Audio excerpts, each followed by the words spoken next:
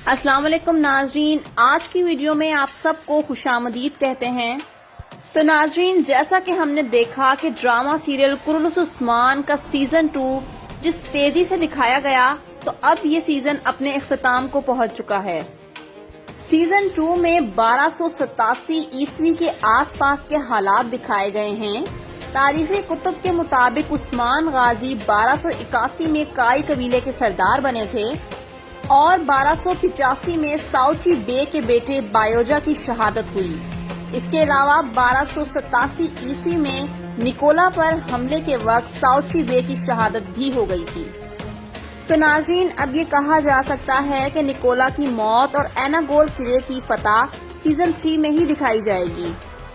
Most popular drama serial کرولوس عثمان کے season 3 میں کون سے خاص اور اہم واقعات دکھائے جائیں گے، اسی حوالے سے آج کی ویڈیو میں ہم آپ کو تفصیل سے بتائیں گے، تو ویڈیو کو آخر تک ضرور دیکھیں۔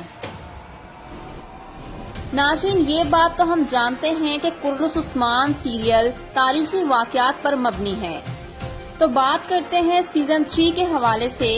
ناظرین، سیزن 3 میں نکولا کے ساتھ ساتھ اس کی بیٹی کو بھی دکھایا جائے گا، اور یہ بھی دکھایا جائے گا کہ آیا نکولا صلیبی جنگ ترتیب دینے کے لیے شہنشاہ اور پوپ اعظم سے گزارش کرے گا کہ صلیبی اتحاد قائم کر کے ترکوں کو روکا جائے، لیکن جب پوپ اعظم اس کی بات نہیں مانیں گے تو پھر آیا نکولا پہلے کی طرح اپنی چالوں اور شیطانی دماغ سے عثمان غازی کو ختم کرنے کی بھرپور کوشش کرے گا۔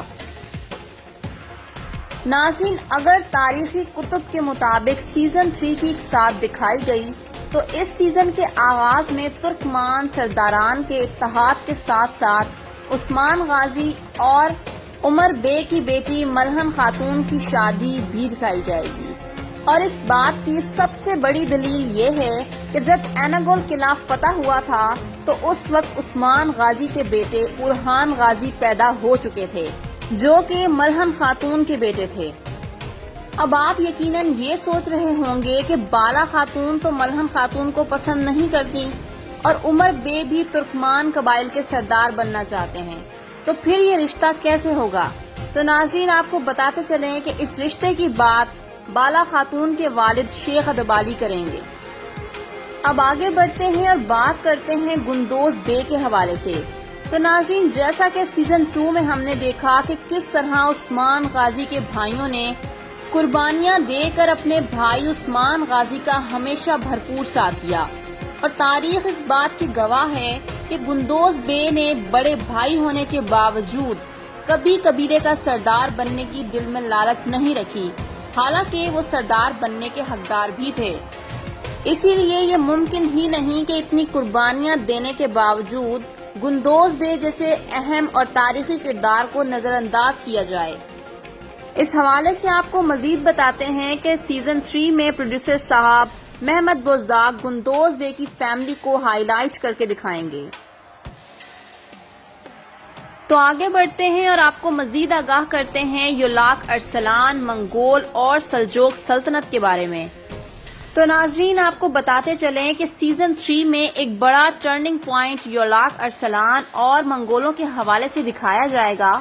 سیزن 3 میں سلجوق سلطنت کے شاہی خاندان میں تخت کے حوالے سے بغاوتیں شروع ہو جائیں گی۔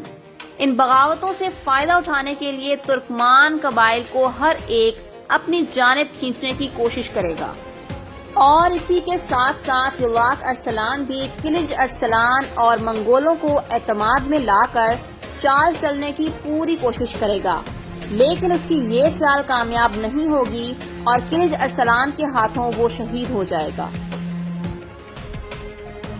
ناظرین، یہ تمام باتیں ڈرامے میں شوٹنگ کے ذریعے دکھائی جائیں گی یا صرف خبر کی حد تک ہیں، اس بارے میں ابھی کچھ کہنا قبل از وقت ہوگا، لیکن تاریخی اعتبار سے ان تمام باتوں کی بہت زیادہ اہمیت ہے۔ اس حوالے سے آپ کو مزید بتاتے چلیں کہ آنے والے سیزن یعنی کہ سیزن 3 میں جیرکوتائے، بوران ایلپ، بامسی بے اور ترگت ایلپ کی جوڑی کو پھر سے دکھایا جائے گا۔ نکولا کے ساتھ ساتھ ایناگول قلعے کی فتح بھی عثمان غازی کی تاریخ میں بہت زیادہ اہمیت رکھتی ہے، اور اس قلعے کی فتح میں عثمان غازی کے ساتھی ترگت ایلب کا بہت عظیم کردار رہا ہے۔